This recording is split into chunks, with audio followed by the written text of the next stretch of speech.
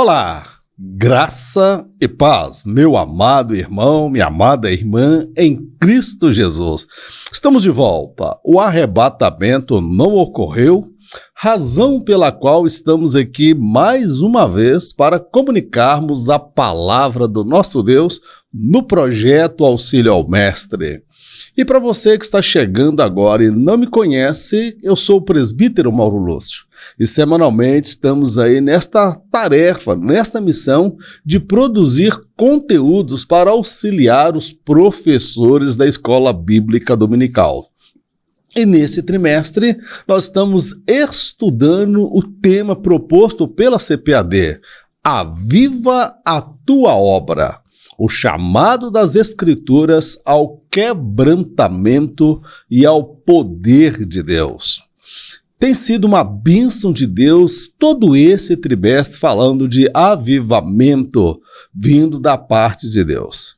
E hoje nós estaremos dando continuidade a esta sequência de estudos e estudaremos a lição de número 8. O avivamento espiritual no mundo. Leitura bíblica encontra-se no livro do profeta Ezequiel, capítulo 37, versículos 7 ao 10, e depois capítulo 47, do versículo de 1 ao 5 e depois 9. Então profetizei como se me deu ordem. E houve um ruído enquanto eu profetizava, e eis que se fez um rebuliço e os ossos se juntaram cada osso ao seu osso. E olhei, e eis que vieram nervos sobre eles, e cresceu a carne, e estendeu-se a pele sobre eles por cima, mas não havia neles espírito. E ele me disse, profetiza ao espírito. Profetiza, ó filho do homem, e dize ao Espírito, assim diz o Senhor Jeová, vem dos quatro ventos, ó Espírito, e assopra sobre estes mortos para que vivam. E profetizei como ele me deu ordem. Então o Espírito entrou neles, e viveram e se puseram em pé, um exército grande em extremo. Depois me fez voltar à entrada da casa, e eis que saíam umas águas de debaixo do umbral da casa para o oriente, porque a face da casa olhava para o oriente, e eis que corriam umas águas desde a banda direita. Saiu aquele homem para o oriente, tendo na mão um cordel de medir. E mediu 1000 côvados, e me fez passar pelas águas, águas que me davam pelos tornozelos. E mediu mais 1000, e me fez passar pelas águas, águas que me davam pelos joelhos. E mediu mais 3000, e me fez passar pelas águas, águas que me davam pelos lombos. E mediu mais 1000, e era um ribeiro, que eu não podia atravessar. Porque as águas eram profundas, águas que se deviam passar a nado, ribeiro pelo qual não se podia passar.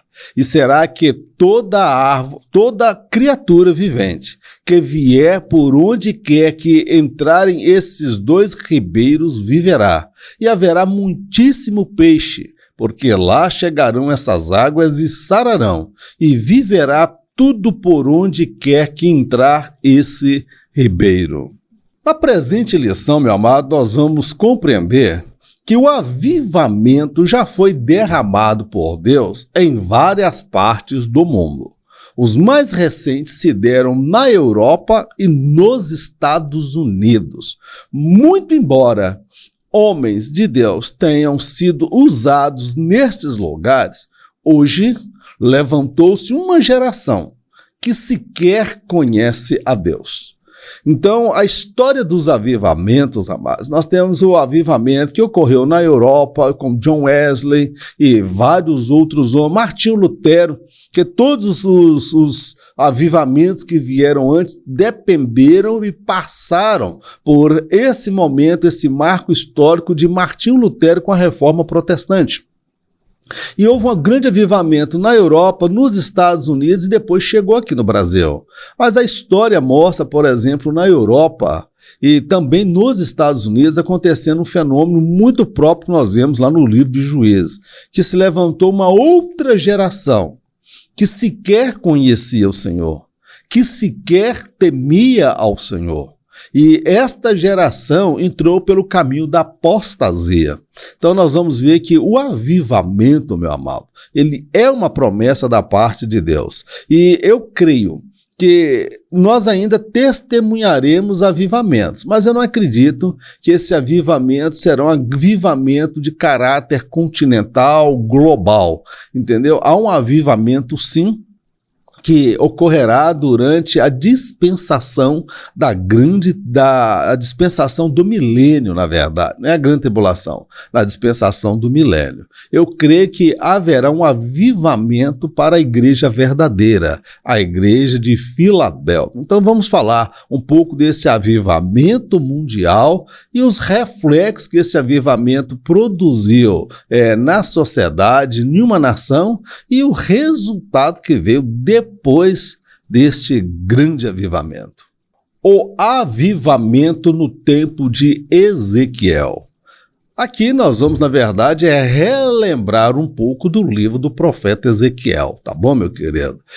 Muito embora o tema foi o avivamento no tempo de Ezequiel, Ezequiel não viveu o tempo de avivamento, irmãos. Ele particularmente, sim, que ele teve experiência com Deus, mas ele viveu inserido dentro de um contexto de apostasia, e por isso que Deus mandou aquele povo para o cativeiro, por causa da idolatria, do desprezo para com o sagrado, com a idolatria, a violência.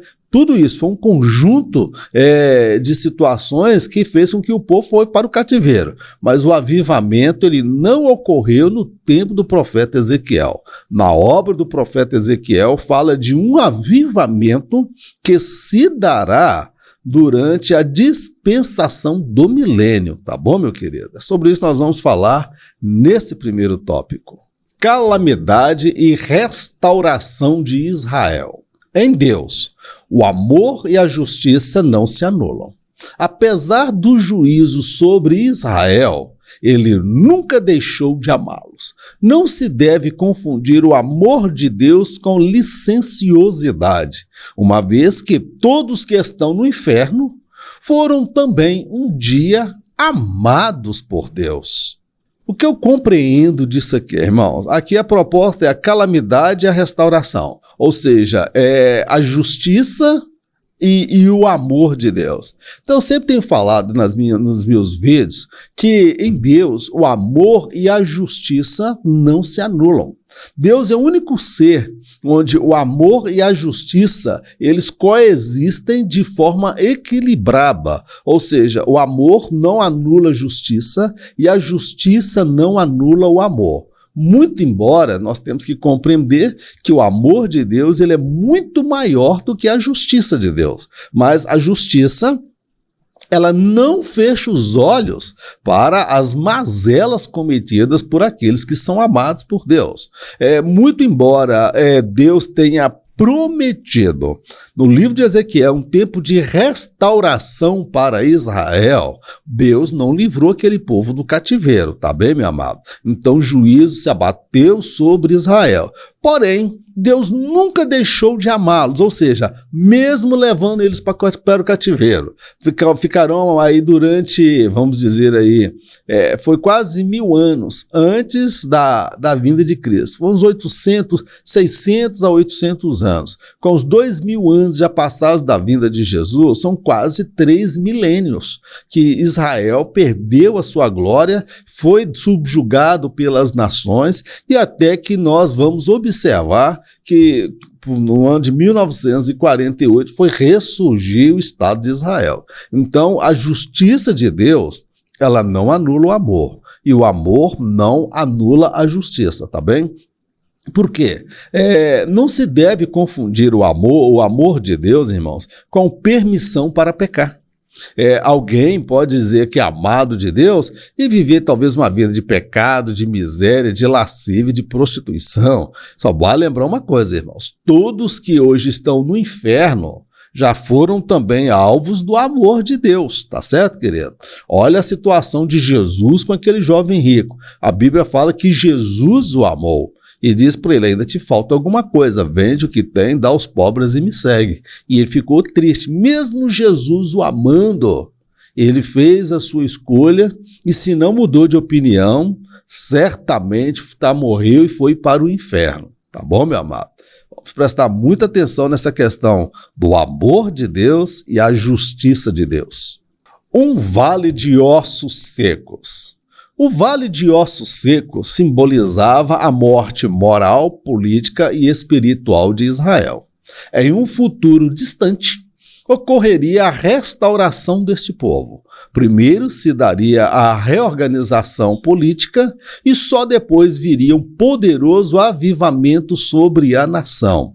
Então, a visão do profeta Ezequiel, o avivamento que viria, não viria de imediato, seria quase 3.000 anos depois. É por isso que eu falei que Ezequiel ele não viveu esse avivamento. Ele viveu a expectativa deste avivamento lá no milênio, tá bom, meu amado? Então, aquele vale de ossos secos simbolizava a morte moral, ética, política e espiritual de Israel. A partir dali, eles perderam sua hegemonia, sua soberania.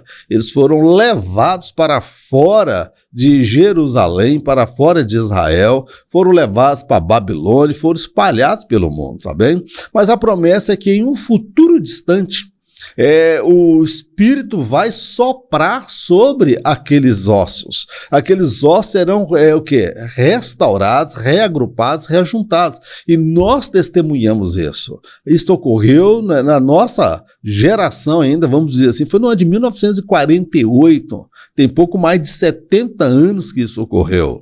Então Israel ele foi reagrupado e reajuntado. Mas a visão do Vale de Ossos Secos não é uma visão do derramamento do Espírito Santo. Segundo a visão do profeta Ezequiel, a restauração seria primeiro de caráter político.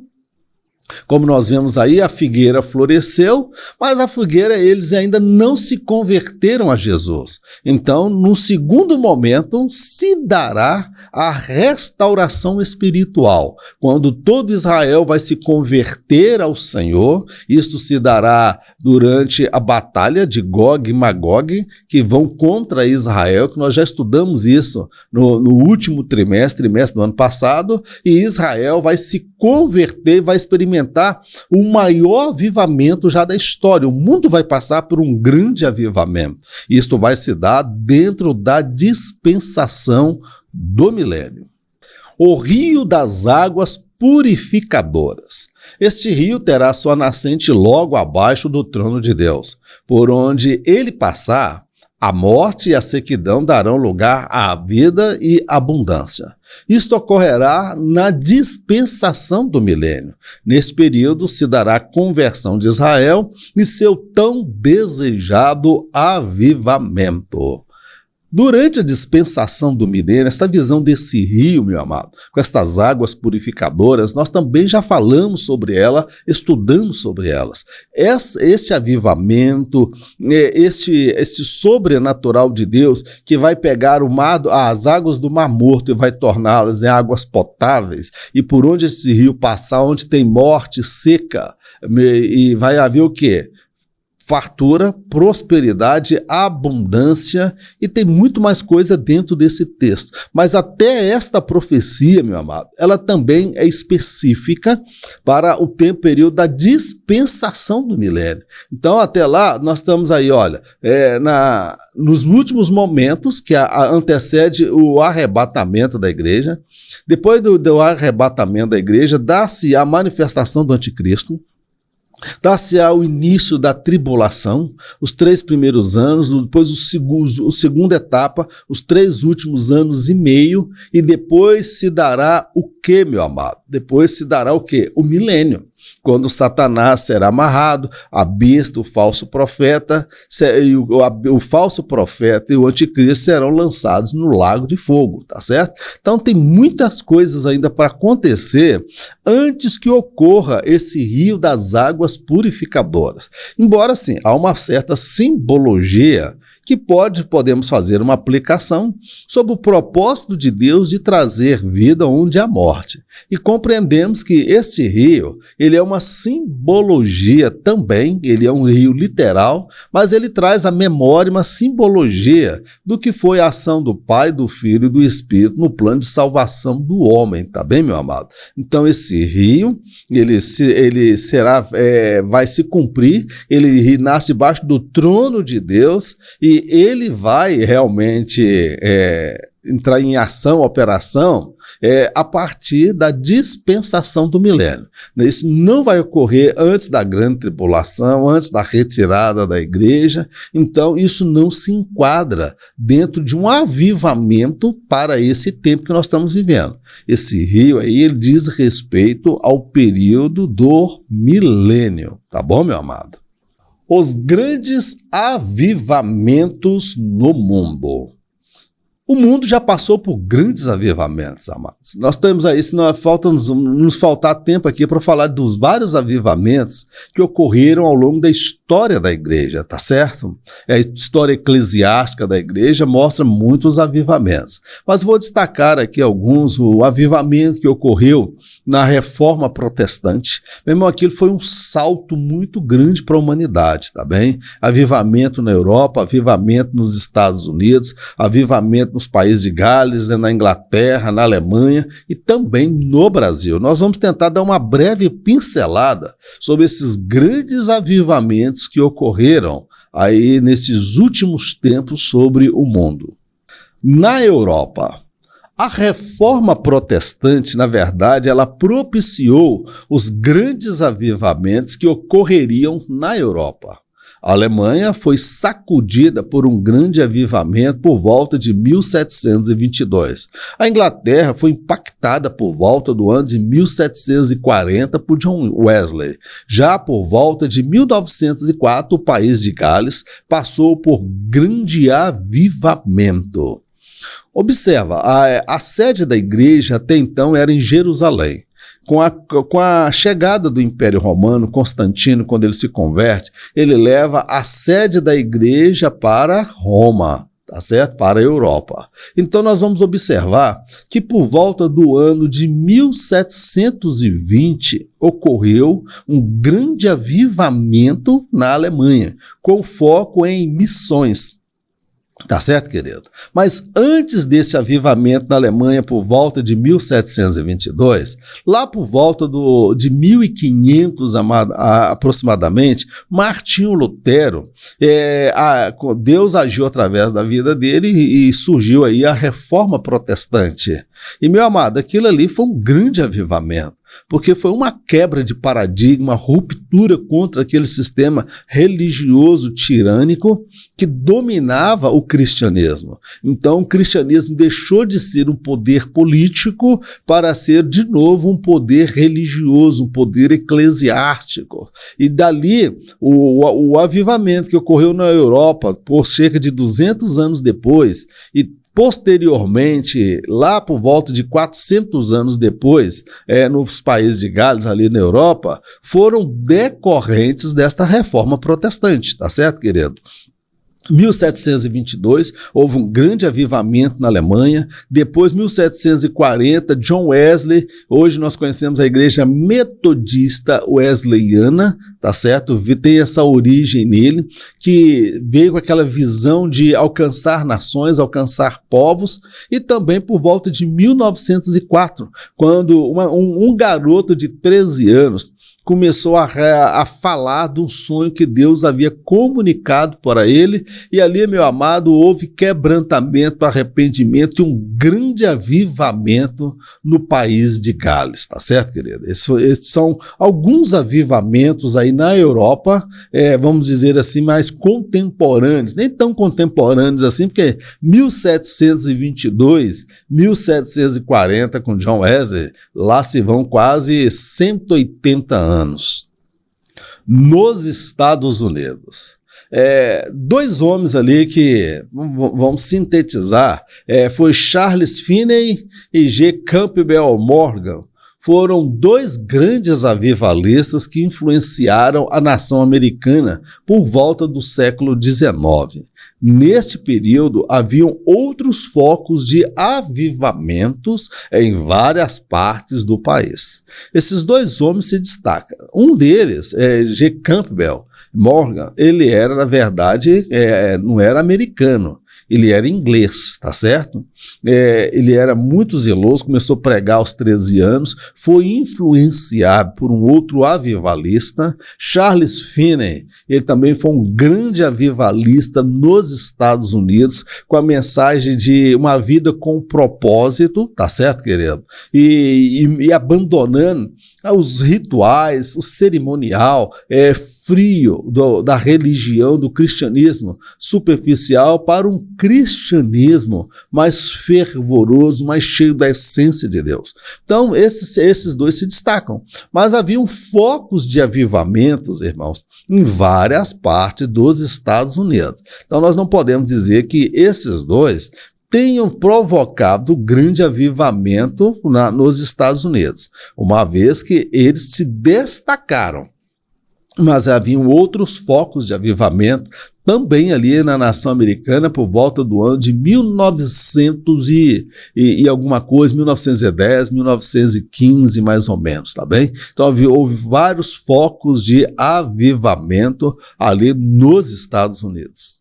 Raízes do avivamento pentecostal. William Seymour foi um dos maiores avivalistas dos Estados Unidos. Ali na Rua Azusa, em Los Angeles, se deu um dos maiores avivamentos do século XX. Daniel Berg e Gunnar Wingren estiveram ali e receberam a experiência pentecostal e de lá vieram para o Brasil. Todos nós temos uma herança ali com a Rua Azusa, William Seymour. Esse homem, ele era negro, descendente de escravos americanos. Segundo a história que eu tive pesquisando um pouco, ele, quando quis estudar num seminário teológico, ele não podia entrar em sala de aula por ser negro. E ele ficava do lado de fora da sala acompanhando aquilo que estava sendo ministrado lá. Mas aprove a Deus, uma vez que ele recebeu experiência pentecostal, ele foi para Los Angeles e ali, meu amado, na própria casa dele, Jesus começou a salvar, batizar, curar, gente recebia os dons espirituais, a manifestação foi uma coisa impressionante.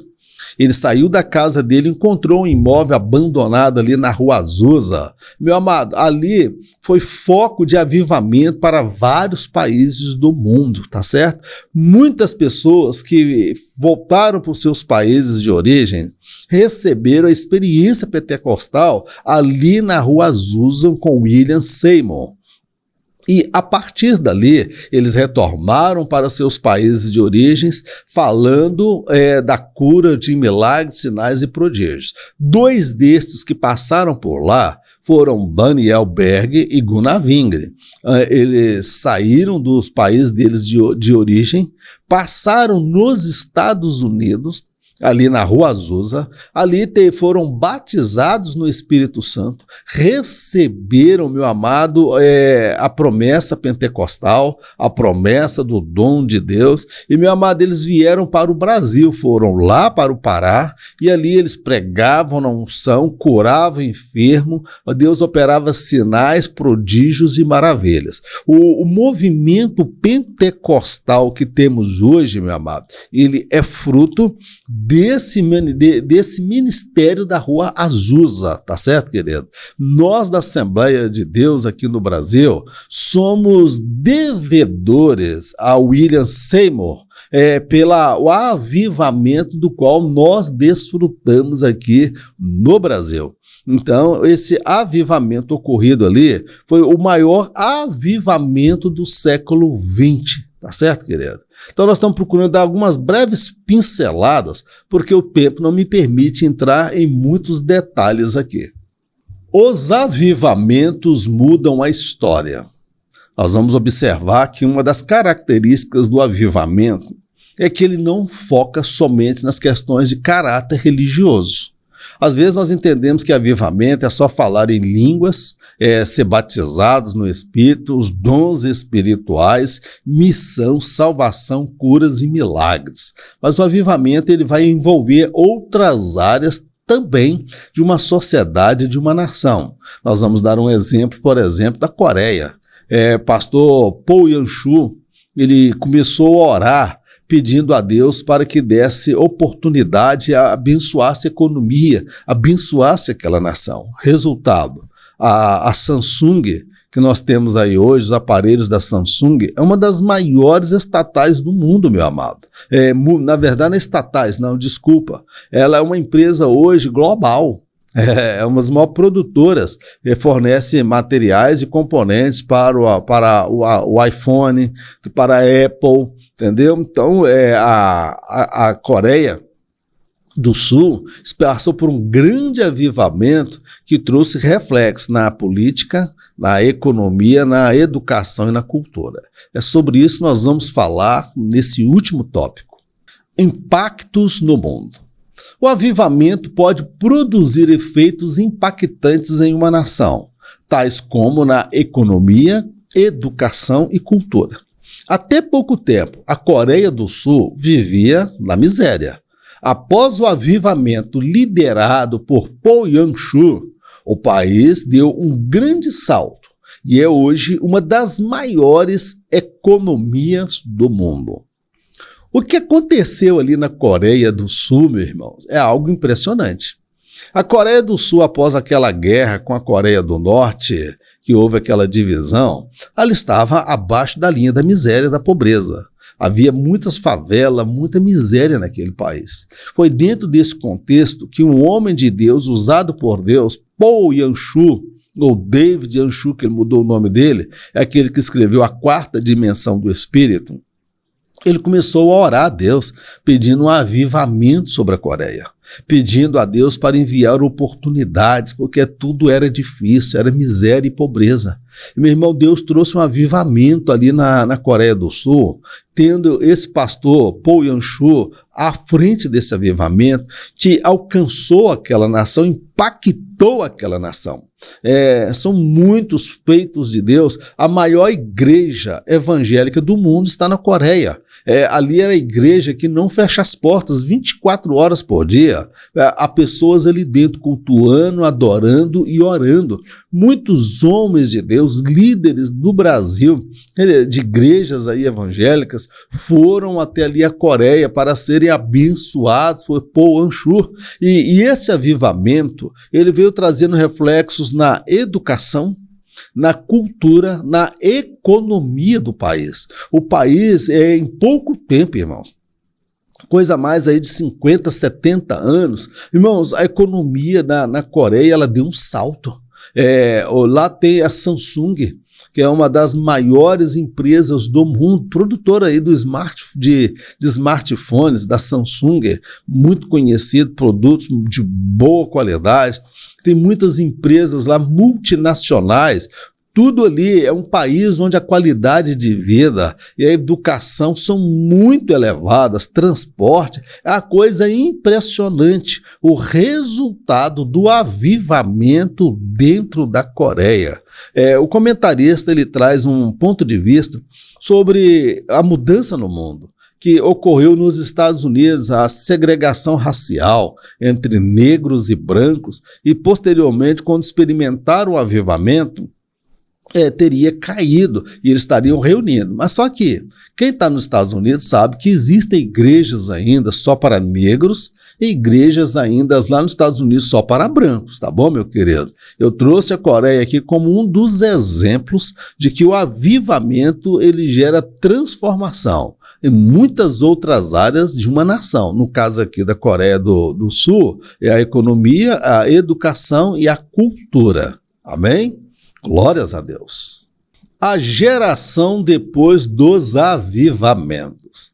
A Europa, que outrora foi berço de avivamentos para o mundo, hoje está dominada pelo ateísmo.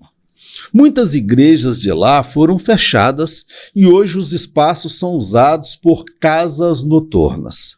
Surgiu ali uma geração que não teme ao Senhor e tampouco o conhece. É a dura realidade hoje que nós vemos aí, a geração depois dos avivamentos. Isso me faz lembrar o período dos juízes. O período dos juízes foi marcado, meu amado, pelo período de apostasia, de fracassos e derrotas. Após a morte de Josué, após a morte daqueles que foram contemporâneos de Josué, levantou-se uma outra geração que sequer conhecia Deus. E começaram o quê? Entrar pelo caminho da idolatria e fazer o que era mal aos olhos de Deus. Assim, meu amado, infelizmente está acontecendo na Europa. Europa, que já foi o berço do avivamento mundial, que revelou John Wesley, Martinho Lutero, Moody e tantos outros homens usados por Deus. Hoje, meu amado, muitas igrejas lá estão fechadas porque não existem mais membros, estão em volta com o ateísmo. Muitos pais preocupados com os filhos porque os filhos se dizem ateus, não crê na existência de Deus. E em contrapartida, o islamismo vem crescendo em muitos países da Europa, como França. A Itália está mergulhada também no ateísmo. Então, meu amado, nós vemos coisas terríveis acontecendo.